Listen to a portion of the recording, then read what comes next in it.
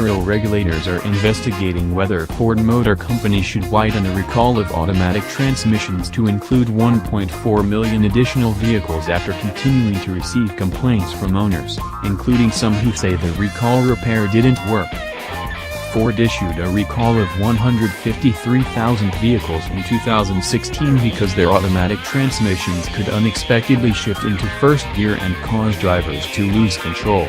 It involved certain F-150 pickups, Ford Expedition and Lincoln Navigator SUVs, and Mustangs from the 2011 and 2012 model years. The Associated Press reports that the National Highway Traffic Safety Administration is now looking into whether Ford should have included as many as 1.4 million F-150s, Expeditions and Lincoln Navigators from the 2011, 2012 and 2013 model years. Ford says it's cooperating with the investigation.